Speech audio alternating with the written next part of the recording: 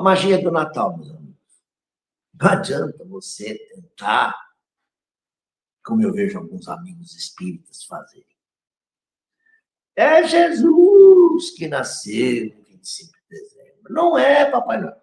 Não misturem as coisas, meus amigos. Criança é criança. Como é que você vai explicar para a criança que ela não vai ter Papai Noel? O velhinho de barba, roupa vermelha, quente, um cinturão, um saco de presente, uma barba. Você vai lutar contra a cultura que se instalou neste país. Aqui é Papai Noel, não é Santa Claus, mas é Papai Noel, do mesmo jeitão. Não é o São Nicolau, dos europeus lá, mas é Papai Noel. As crianças no Brasil querem ver Papai Noel. Crianças pobres, crianças ricas, elas querem ver Papai Noel. Quem foi criança sabe. Eu fui. Eu lembro, eu olhava em cima do guarda-roupa, assim. O guarda-roupa parecia ser enorme. Ah, uma caixa lá, um caminhãozinho, tem um caminhãozinho. Um caminhãozinho desse tanque, tal, tipo Mercedes. A minha irmã também dizia, eu tenho uma boneca lá. Sabe lá que sacrifício nossos pais fizeram para comprar aquele presente. Então, está na magia de todos nós, está no imaginário, está no coração. Deixa a criança curtir.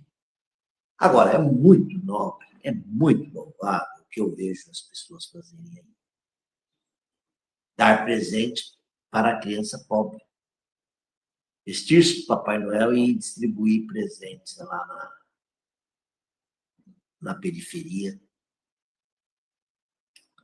né? Na pobreza, ou mesmo dentro da casa espírita. Eu vejo muitos amigos fazerem isso. Durante o ano, ou pelo menos no segundo semestre, começa a fazer a campanha da sacolinha de Natal, e entre amigos, a sociedade em geral, você vai conseguindo recursos.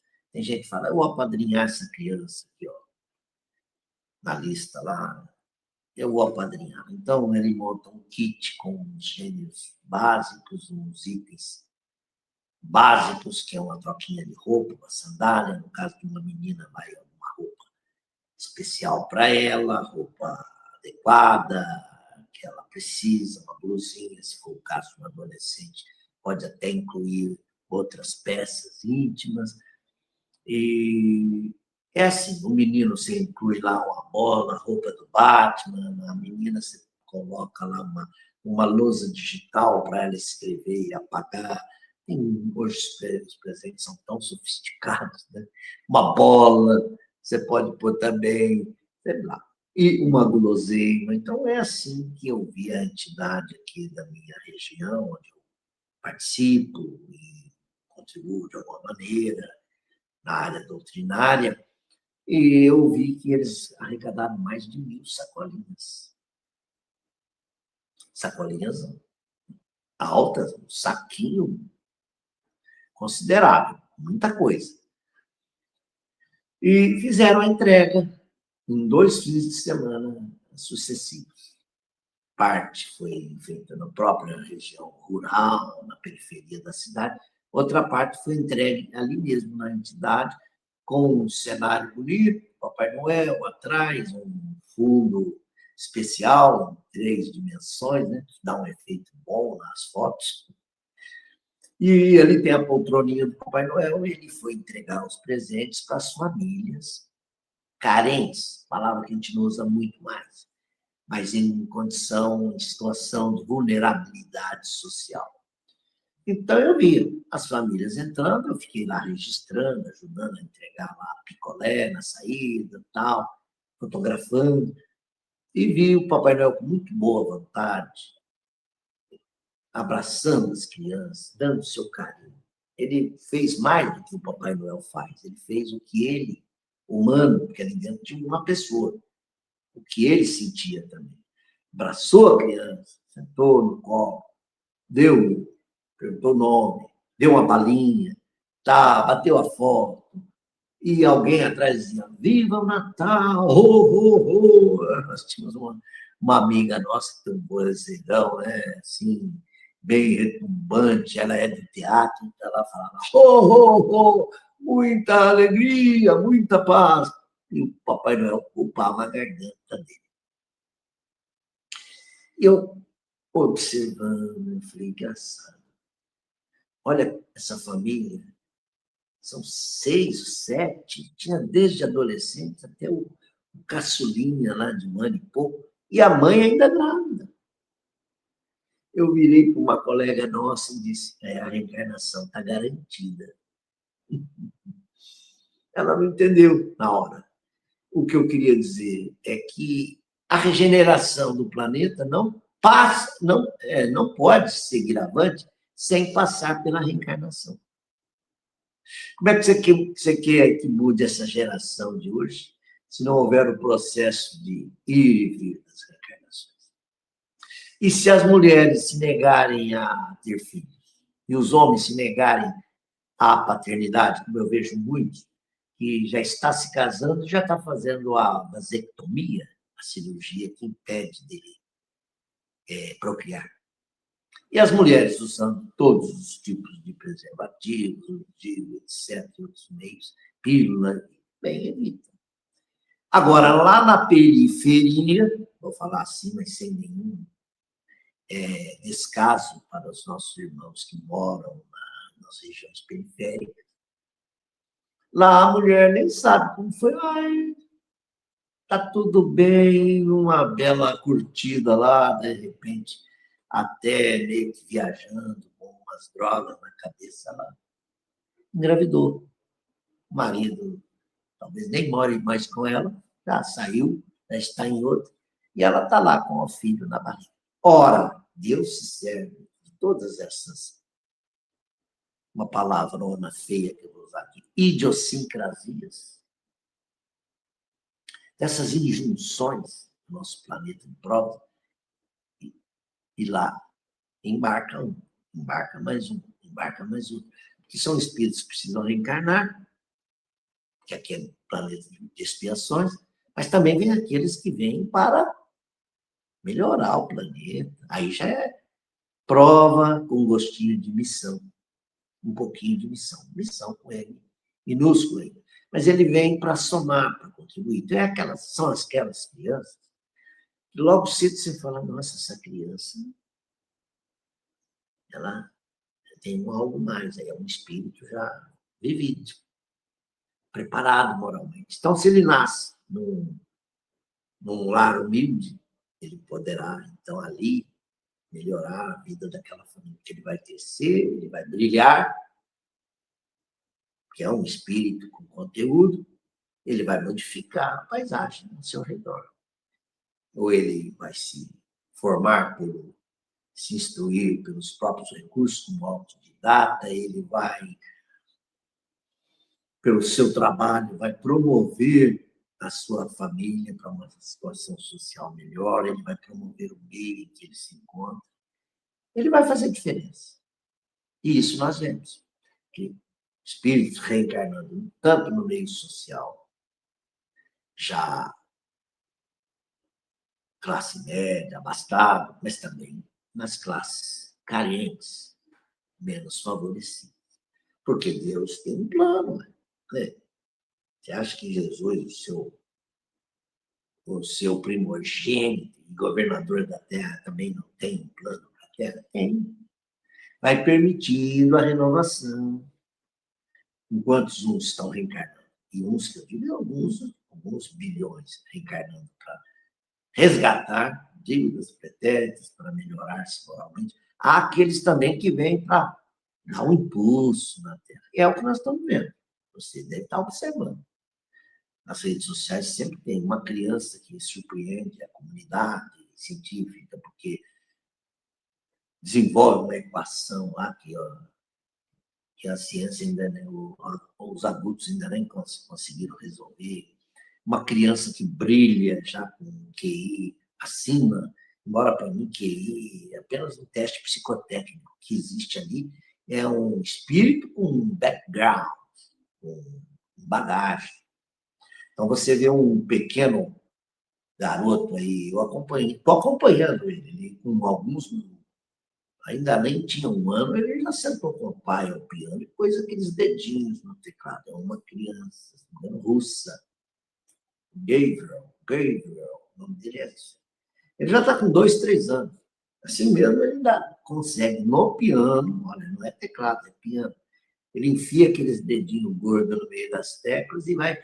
Pam, pam. Ele sabe onde está o grave, o agudo que ele quer. Eu vi ele tocando. Meu pai, que é músico, olhando. Aí alguém vai dizer, ele puxou o pai tem um gênio da música. Não. Ele já encarnou numa família onde a música já é amada e desenvolvida. É um meio propício. Mas ele é um grande artista que está ali reencarnado, com a memória fresca da vida passada. Então, lhe permite que ele já comece a extravasar tudo que ele tem de talento. O Davizinho, esse médico mirim, doutor Davizinho, ele já está usando um aventalzinho branco, um estetoscópio no pescoço, porque ele virou uma celebridade na internet. Espero que isso não venha afetar a vida psicológica do menino. A mãe começou a ver que o menino falava coisa que nem ela sabia. DNA, por exemplo. O que você está fazendo aí, meu filho? Eu estou aqui, mamãe, mexendo com a planta para ela melhorar aqui. Ela não está produzindo clorofila, fotossíntese. O quê, meu filho?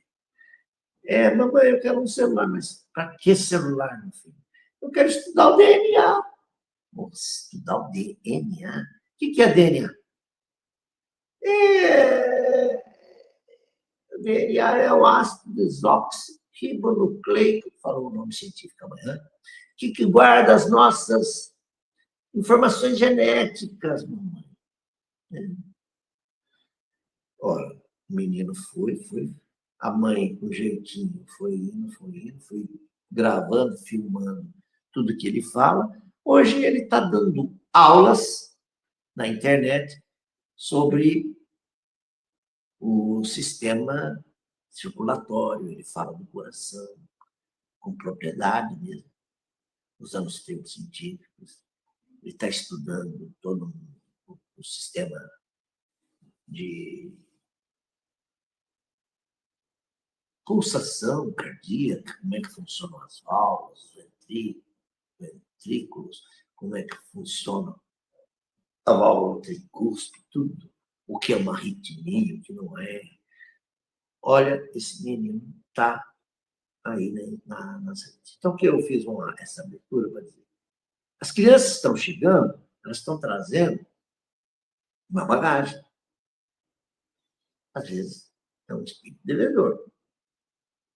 E vai passar pelo mundo aí, chorando, sofrendo, cantando, mas há aqueles no meio, tantos que reencarnam, que vêm para promover o progresso moral, espiritual da Terra. Então, quando eu vi aquela distribuição de presentes, aquelas famílias numerosas, a mãe e o pai às vezes nem tinham consciência e nem refletiam sobre a sua situação. A cesta é bem-vinda, saíram felizes, foram para casa. Aí eu disse, a reencarnação está garantida, pelo menos nas populações mais simples, ainda prevalece o parto natural, vem criança, vem, Deus mandou, e eu vejo mães de muito valor. Né? Mal pode dar pão e leite para os seus filhos, mas ela não rejeita o filho que chega. E para terminar essa live, eu queria refletir também sobre a questão de uma mãe, já que eu falei de mães, uma mãe que perdeu um filho aos 19 anos. Um rapaz portador de distúrbios graves de ordem mental, neurológica, esteve sempre sob a custódia do Estado. Cresceu, basicamente, dentro de um lar de abrigos. Mas até que ele fez os 18 anos, o Estado lava as mãos e o rapaz, agora um rapaz, voltou para a vida social. A mãe sabia que o filho tinha sérios problemas psíquicos, mas não podia controlar a vida dele. Eu estou falando do rapaz Gerson Matos da Silva, acho que é isso mesmo. Faleceu, desencarnou de forma trágica no começo aí de dezembro, quando ele, num surto psicótico, isso aconteceu lá em João Pessoa, na Paraíba, entrou no zoológico da cidade, foi até a jaula, até o espaço da leoa que estava lá, galgou o muro, escalou o muro, a cerca, pela árvore do lado, desceu e entrou no espaço ali do felino, que não estava faminto, mas por instinto, por defesa, defendeu o seu território, um bicho estranho entrou. A leoa, era uma leoa, atacou o rapaz e, com algumas com as suas garras e suas presas, logo abateu a vítima, o rapaz. Gerson, chamado Vaqueirinho, tinha um nome assim. Vaqueirinho. Todo mundo já, na sociedade, já via como um doidinho, um louco,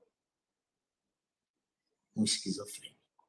Quem não tem na família alguém com algum problema, um tipo de surto, distúrbio neurológico, um espectro autista, um grau alto, baixo, médio, quem não tem? Eu tenho. Eu tenho um irmão, eu tenho um sobrinho, eu tenho uma irmã. Vamos dizer, poxa, só você escapou, Rubinho. Não, eu também não escapei, não. Eu também tenho meus probleminhas, mas que eu trabalho para me equilibrar.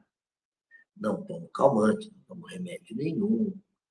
Mas e esses que precisam de remédio controlado? Se tomam, ótimo, mantém o controle. Mas aqueles que não tomam, se recusam a tomar, caso do meu irmão não toma. Ele toma remédio para controlar o peso, isso sim. Ele é vaidoso, apesar de ter mais idade que eu, ele tinge o cabelo, ele tenta se manter muito bonito, mas mentalmente ele tem surtos. Ele tem altos e baixos. É o bipolar que nós falamos. Ora ele é muito eufórico, ora muito deprimido. Chega a época do Natal, ele também fica extremamente sensível. Ele fica extremamente embalado, excitado com as festas. Então, ele está sempre ligando aqui em casa, dizendo: ei, vocês vêm para cá, eu vou para aí. Vocês vêm, eu vou para aí. Mas nem nós podemos ir, nem ele pode ir, com a idade avançada dele.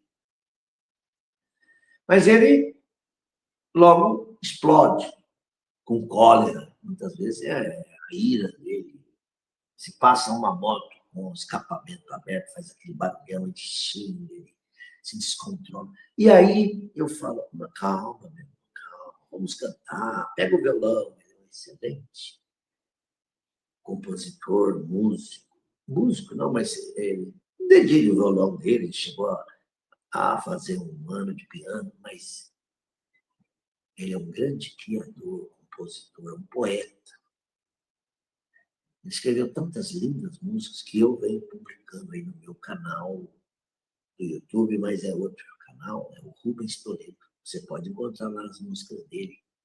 Ele assina como Billy, é o nome artístico dele, porque ele era o líder da banda Os Naturais. E a gente, por alguma razão, via ele como Billy Vaughan, o maestro. Então ficou Billy. Mas, se o Billy está bem,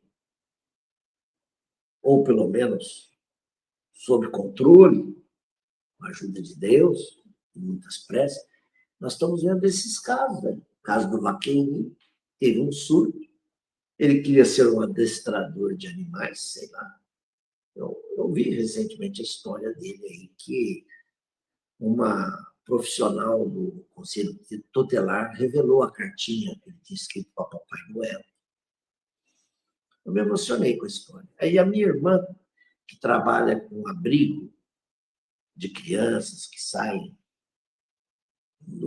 da tutela dos pais, ficam sob a tutela do Estado, o juiz da infância percebe que a criança não pode ficar no lar onde ela se encontra, porque elas têm riscos ali, então o juiz ordena e o Estado dá um lar para essas crianças, que é um abrigo. Hoje é um nome técnico para isso. A minha irmã, que trabalha no abrigo, ela conta como é que são as crianças, de idade de bebezinho, de alguns meses até idade adolescente, 15, 14. E essa minha irmã, Odete, ela inclusive escreveu para mim, ela está com a netinha dela lá na Flórida, nos Estados Unidos, ela escreveu, acompanhando o caso do Vaqueirinho, e ela disse, olha, é uma pena, o Estado devia continuar olhando o rapaz, mas fez 18 anos, volta para a vida social. Aí eu me questiono, lembram-se dos hospitais psiquiátricos? Pois é. Hoje só estão internados ali aqueles casos gravíssimos, em que o paciente põe em risco a vida dele, ele é agressivo demais. Mas, meu Deus, tem muitos agressivos aí fora. E esses hospitais mudaram a política, quer dizer, o governo mudou a política da saúde psiquiátrica mental no país. Já não temos mais com aquela mesma tradição anterior, o Juqueri, o Lar Franco da Rocha, o Hospital de Doentes Mentais. Não, hoje a gente chama aquilo de spa, de área de repouso. Nós temos aqui em Itapira, o Américo Bairral. Tem a parte do SUS, mas tem a parte dos granfinos, das populações mais abastadas, cujas famílias, onde as famílias podem cuidar dos seus doentes, colocando-os lá e pagando uma soma boa para que eles tenham ali todo o conforto. Mas é difícil ser lidado com o doente mental. E à luz do espiritismo, nós sabemos que as doenças mentais têm sempre um componente espiritual. Não, é esquizofrenia, mas a esquizofrenia tem um antecedente lá atrás, um fator espiritual que fez a doença desencadear. Nós estávamos lendo no Céu e Inferno aqueles casos de expiações terrestres. Aqueles que nascem e passam a vida quase que em estado vegetativo. Não vivem muito, mas dão um trabalho, né? Como diz um senhor idoso como eu, que estava aí na rua fazendo exercício lá, e eu conversei com ele. Ele falou, nós somos um estouro. Então, há caso do problema geriátrico, que é aquele idoso com problema de saúde, ele está ali na cadeira lá, ou na cama, e tem que ficar trocando a fralda dele. Às vezes o familiar aceita de bom grado, outros não. Coloca no asilo. Não vai ver, ó, quando chegar a hora, minha vez, eu pago as despesas do jazigo. Aí, tudo. Mas voltando ao caso do doente mental, antigamente, nos anos 70, o espiritismo contribuiu muito com hospitais psiquiátricos com esse viés espírita, ou seja, não é que ali não se aplicasse a medicina da terra, sim, os remédios da terra, tudo, as técnicas, das terapias, tudo. Mas aquele olhar de que ali está um espírito, naquele corpo, tem um espírito ali. É um ser, então, com alma e corpo. Então, olhando o doente, não só com o ponto de vista de que é um ser humano doente, não, mas olhando também um espírito que ali se encontra em resgate, ou em processo de remissão, de redenção consigo mesmo, ou ali está uma vítima das obsessões. Por isso que os hospitais psiquiátricos espíritas procuram também observar o que é clínico, médico, orgânico, e o que é espiritual. E aí a gente tem que lembrar de Inácio Ferreira, lá em Uberaba, sanatório, do doutor Inácio Ferreira. Ele é ajudado pela sua assistente, né? Já já o nome dele. Maria Modesta. Aí, a gente pede ajuda dos espíritos, então. A médium Maria Modesta estava lá com obsessão, tratando de obsessão, curou a obsessão e passou a ajudar o doutor Inácio em solidariedade a outros doentes de obsessão também. Então, o doutor Inácio adotava, tem livros disso. Tem livros. O doutor Inácio mostrando como ele fazia no seu sanatório, não é a palavra que se usa mais, no seu hospital psiquiátrico dele em Uberaba. Ele estava no seu gabinete aqui, no seu consultório, atendendo o paciente, e na sala ao lado, a médium Maria Modesta estava lá, recebendo mensagem, muitas vezes, do próprio obsessor. Eu vou acabar com a vida dela, ela não vai sair daqui, eu vou perturbar ela até o fim, até o dia que ela vier para o lado de cá. E aí nós continuaremos nossa vingança. Então, os hospitais psiquiátricos, eu aqui em Campinas, aqui na região de Americana, em Itapira, como eu citei, em Marília, em São Bernardo, um dos hospitais psiquiátricos fundados por espíritos. Hoje você vai lá e fala, e aí? O hospital continua sendo espírita? Ele fala, em termos, né? Nós temos um grupo que se reúne aqui semanalmente, numa sala aí, os médicos se reúnem, fazem lá uma espécie de sessão mediúnica, evangelho no lar, é isso. E os doentes psiquiátricos hoje, de alguma forma, parece que estão mais ao Deus dará, como antigamente, né? Quem estuda lá a época de Felipe Pinel vai ver que os doentes psiquiátricos lá do século XVIII, XIX, eles eram um problema social. Então, às vezes, o Estado colocava os doentes psiquiátricos no navio e punha eles em alto mar, à deriva. E, às vezes, eram os piratas que iam levar socorro para eles. O navio pirata passava por ali, mas quem é aquele povo lá, naquele navio? Passando, às vezes, fome, sem saber o que estavam fazendo ali. Eles iam lá, recolhiam aqueles doentes, davam comida para eles. Então, voltando e terminando a live, já está ficando um pouco longa. Além do caso aí do Vaqueirinho, triste, eu vi que recentemente um rapaz matou os pais. O cineasta Robert Renner e a sua esposa, Michelle, que era fotógrafo, fazia fotografia dos filmes. Então, esse casal produziu muitos filmes, tem uma história em Hollywood importante. Mas tinha filhos problema. E um deles, que foi o assassino, tinha problemas com drogas também. E alguns dramas dele com o pai, problemas de relacionamento. E ele, como a irmã estava contando, esfaqueou o pai e depois a mãe também. Deixou a mansão lá da família toda suja de sangue. Ele está internado, né? Não foi morto, não.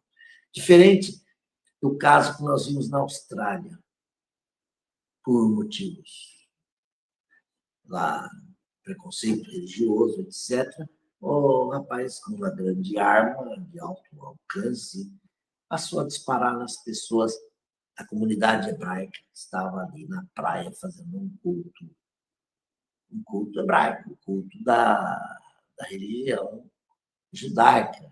Quer dizer, é um ato antissemita contra o judeu. Aí teve um que correu, pegou o atirador e controlou ele. Levou também ferimentos, mas conseguiu parar o atirador. Aí é um caso que você fala, por que fez isso? Poxa, você vê a casa do atirador, tem casa, tem bens, tem carro. A Austrália já é um país desenvolvido, né? Faz parte da grande comunidade britânica de nações, junto com a Nova Zelândia e mais outros. Né? Então, o que faz um homem tão louco assim? Para não transformar nossa live numa tragédia também, vou citar mais um caso. Aqui no Brasil, o filho de um político era deputado, que não era mais deputado, ele foi morto pelo filho, a facada. E a irmã do assassino disse, meu irmão não sabia o que estava fazendo, estava totalmente alheio. Então, todos aqueles que em casa têm um parente nessa situação, seja no caso desses de expiação terrestre, a criatura está ali num estado de nulidade, não tem reação com o mundo externo, sua capacidade cognitiva é zero, ele está vivendo praticamente como um vegetal. Também estes registram o que se passa no entorno. Então, orem ao lado deles, porque o espírito que está preso naquele corpo está registrando o que se passa no entorno. Aqueles que têm filhos com alto grau no espectro autista chegam a ficar violentos, se debatem, atritam com as paredes, batem a própria cabeça. Tenham paciência, orem com eles. E roguemos a Jesus, aí o nosso irmão maior, e ele, junto a Deus, ele vai levar nossas preces a fim de que sejam aliviadas as nossas dores. Para terminar,